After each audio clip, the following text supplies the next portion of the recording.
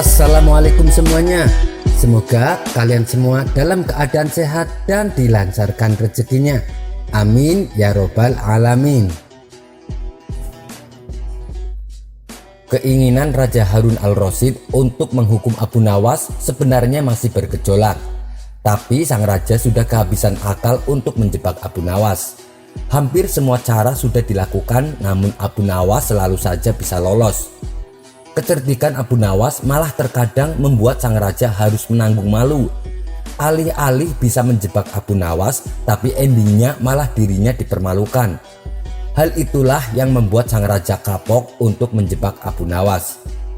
Seorang penasehat kerajaan kepercayaan Baginda Raja menyarankan agar Baginda memanggil seorang ilmuwan ulama yang berilmu tinggi untuk menandingi Abu Nawas. Pasti masih ada peluang untuk mencari celah kelemahan Abu Nawas. Menjebak pencuri harus dengan pencuri. Begitu juga untuk menjebak ulama harus dengan ulama, ujar penasehat istana. Mendengar itu sang raja pun tersenyum, seolah menemukan cara yang jitu untuk menjebak Abu Nawas. Sang raja menyetujui usulan tersebut, lalu menyuruh punggawa istana untuk dicarikan ulama ilmuwan yang berilmu tinggi. Setelah ulama yang berilmu tinggi berhasil ditemukan, Baginda Raja menanyakan cara terbaik untuk menjerat Abu Nawas. Ulama itu memberitahu cara-cara yang paling jitu kepada Baginda Raja. Baginda Raja manggut-manggut setuju. Apalagi ulama itu menegaskan bahwa ramalan Abu Nawas tentang takdir kematian Baginda Raja sama sekali tidak mempunyai dasar yang kuat. Tiada seorang pun manusia yang tahu kapan dan di mana ia akan mati, apalagi tentang ajal orang lain. Ulama andalan Baginda Raja itu mulai mengadakan persiapan seperlunya untuk memberikan pukulan fatal kepada Abu Nawas. Siasat pun dijalankan sesuai rencana. Abu Nawas terjerembab ke pangkuan siasat sang ulama. Abu Nawas melakukan kesalahan yang bisa membawanya ke tiang gantungan atau hukuman pancung. Peribahasa mengatakan, sepandai-pandai tupai melompat, pasti suatu saat akan terpeleset. Kini Abu Nawas benar-benar mati kutu. Sebentar lagi ia akan dihukum mati karena jebakan sang ilmuwan ulama. Banyak orang yang merasa simpati atas nasib Abu Nawas, terutama orang-orang miskin dan tertindas yang pernah ditolongnya. Namun derai air mata para pecinta dan pengagum Abu Nawas tak mampu menghentikan hukuman gantung yang akan dijatuhkan. Sementara Baginda Raja Harun al-Rasyid benar-benar menikmati kemenangannya. Belum pernah Baginda terlihat seceria sekarang ini.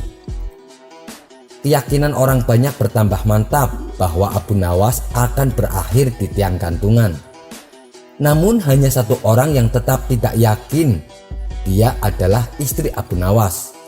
Istri Abu Nawas yakin kalau suaminya pasti akan bisa lolos dari hukuman mati. Ketika Abu Nawas dibawa ke lapangan untuk menghadapi hukuman mati, Abu Nawas malah terlihat tenang. Baginda Raja tahu bahwa ketenangan yang ditampilkan Abu Nawas hanyalah merupakan bagian dari tipu dayanya. Tetapi Baginda Raja telah bersumpah pada diri sendiri bahwa beliau tidak akan terkecoh untuk kedua kalinya.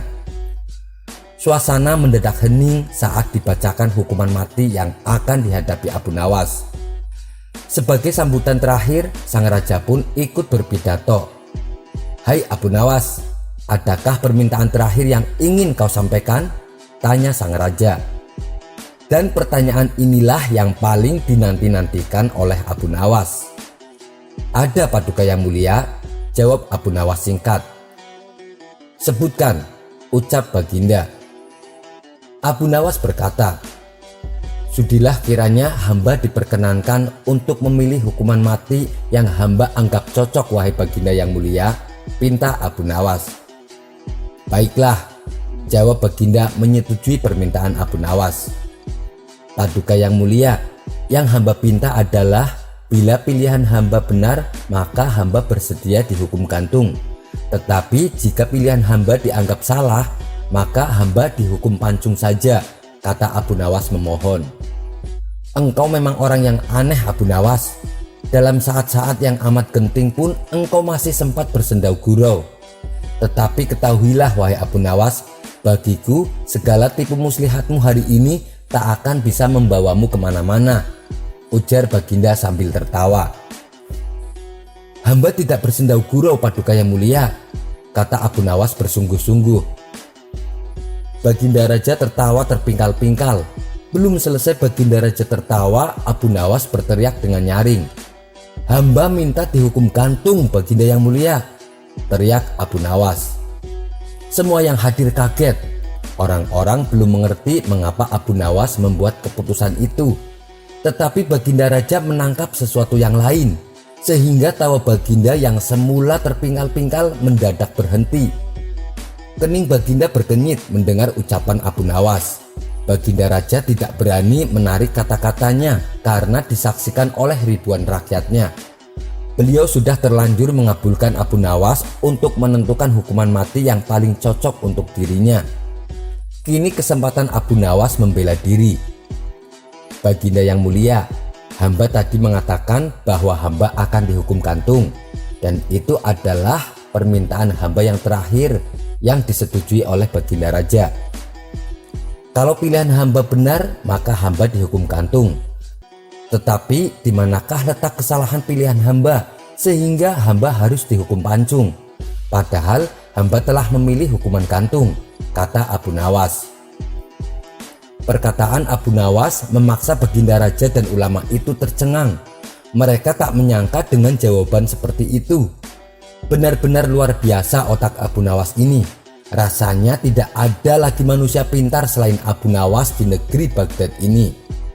Mau tidak mau, Abu Nawas pun lolos dari hukuman mati. Namun untuk menutupi malu atas kekalahannya, sang raja berkata, Abu Nawas, aku mengampunimu. Tapi sekarang jawablah pertanyaanku ini. Berapa banyakkah bintang di langit? Oh, itu gampang sekali tuanku, kata Abu Nawas. Iya, tapi berapa? 100 jutakah? 100 miliarkah? Tanya Baginda.